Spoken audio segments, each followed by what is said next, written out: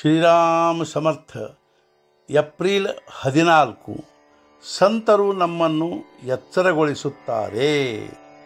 ಪ್ರತ್ಯಕ್ಷ ವಿಷಯಕ್ಕಿಂತಲೂ ವಿಷಯೀ ಜನರ ಸಹವಾಸವು ಬಹಳ ಹಾನಿಕಾರಕವಾಗಿರುತ್ತದೆ ಎಂಬ ಮಾತು ವ್ಯವಹಾರದಲ್ಲಿ ಎಷ್ಟು ಅನ್ವಯಿಸುತ್ತದೆಯೋ ಪರಮಾರ್ಥದಲ್ಲಿಯೂ ಅಷ್ಟೇ ಅನ್ವಯಿಸುತ್ತದೆ. ಸಂಗತಿಯ ಪರಿಣಾಮವು ಯಾವಾಗಲೂ ಮನಸ್ಸಿನ ಮೇಲೆಯೇ ಆಗುತ್ತದೆ. ಆದ್ದರಿಂದ ಉತ್ತಮ ವಿಚಾರದ ಮನುಷ್ಯನ ಸಂಗತಿಯನ್ನೇ ಹಿಡಿಯಬೇಕು. ಯೋಗ್ಯಗಳನ್ನು ಯಾವಾಗಲೂ ನಮ್ಮ ಮೇಲೆ ಆಗುವ ಪರಿಣಾಮದಿಂದ ಗುರುತಿಸಬೇಕು. ನಮ್ಮನ್ನು ನಾವು ಸುಧಾರಿಸಿಕೊಳ್ಳುವ ಬದಲು ನಾವು ಜಗತ್ತನ್ನು ಸುಧಾರಿಸಲು ಹೋಗುತ್ತೇವೆ. ಇದೇ ನಾವು ಮಾಡುವ ತಪ್ಪು ಆಗಿರುತ್ತದೆ.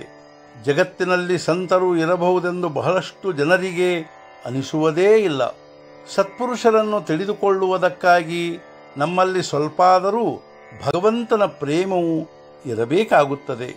ನಮಗೆ ನಮ್ಮ ಧ್ಯೇಯವು ಮರೆತು ಹೋಗಿರುತ್ತದೆ. ಸಂತರು ನಮ್ಮನ್ನು ಎಚ್ಚರಗೊಳಿಸುತ್ತಾರೆ. ನಾವು ತಪ್ಪು ದಾರಿಯಲ್ಲಿ ನಡೆಯುತ್ತಿರುವಾಗ ನೀನು ದಾರಿ ತಪ್ಪುತ್ತಿರುವೆ ಎಂದು ಸಂತರು ನಮ್ಮನ್ನು ಎಚ್ಚರಗೊಳಿಸಿದರು. ಆಗ ನಾವು ಯಾವ ಕಡೆಗೆ ಬೆನ್ನು ಮಾಡಿದ್ದೆವೋ ಆ ಕಡೆಗೆ ಮುಖ ಮಾಡಿ ಹೊರಟದ್ದಾದರೆ ಯೋಗ್ಯ ಸ್ಥಳಕ್ಕೆ ಹೋಗಿ ಮುಟ್ಟುತ್ತೇವೆ. ಸಂತರು ಆನಂದ ರೂಪವಾದ ಮೇಲೂ ಸುಮ್ಮನೆ ಕೂರುವುದಿಲ್ಲ. ಅವರು ಏನು ಲೀಲೆ ಮಾಡುತ್ತಾರೋ ಅದು ಜಗತ್ತಿನ ಕಲ್ಯಾಣಕ್ಕಾಗಿ ಇರುತ್ತದೆ. ಆವಾಗ ಕೂಡ ಅವರು ತಮ್ಮ ಮೂಲ ಆನಂದದಲ್ಲಿಯೇ ಇರುತ್ತಾರೆ. ಅವರು ಸುಮ್ಮನೆ ಕುಳಿತಂತೆ ಕಂಡರೂ ಜಗತ್ತಿನ ಕಲ್ಯಾಣವನ್ನೇ ಮಾಡುತ್ತಿರುತ್ತಾರೆ. ನಾವು ಸುಮ್ಮನೆ ಧಡಪಡ ಮಾಡಿ ಸಾಯುತ್ತೇವೆ. ಇದಕ್ಕಿಂತಲೂ ಸುಮ್ಮನೆ ಕುಳಿತಂತೆ ಜೀವಂತವಾಗಿರುವವರು ಯಾವಾಗಲೂ ಶ್ರೇಷ್ಠರೇ. ಸಂತರು ಆನಂದ ರೂಪವಾಗಿರುವುದರಿಂದ ಅವರ ಉಪದೇಶಾನುಸಾರ ನಾವು ನಡೆಯೋಣ.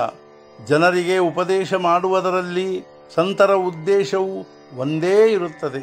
ಅದೇನೆಂದರೆ ಯಾವುದು ನನಗೆ ತಿಳಿದಿರುತ್ತದೆಯೋ ಜನರೂ ಕೂಡ ಅದನ್ನು ತಿಳಿದುಕೊಂಡು ಸುಖಿಯಾಗಿರಬೇಕು. ಸಂತರು ತಮ್ಮ ಸ್ವಾರ್ಥಕ್ಕಾಗಿ ಹೇಳುವುದಿಲ್ಲವೆಂದ ಮೇಲೆ ಅವರ ಉಪದೇಶವು ನಿರರ್ಥಕವೆಂದು ಹೇಗೆ ಹೇಳಲು ಬರುತ್ತದೆ? ಪ್ರಪಂಚವು ದುಃಖಮಯವಿರುತ್ತದೆ ಎಂದು ತಿಳಿದ ಮೇಲೆ ಅದಕ್ಕಾಗಿ ಏನಾದರೂ ಉಪಾಯ ಮಾಡಲೇಬೇಕು. ಈ ಉಪಾಯವು ಸಂತರು ಬರೆದ ಗ್ರಂಥಗಳಿಂದ ತಿಳಿಯುತ್ತದೆ. ಆ ಗ್ರಂಥಗಳಲ್ಲಿ ಹೇಳಿದ್ದನ್ನೇ ನಾವು ಆಚರಣೆಯಲ್ಲಿ ತರಬೇಕು.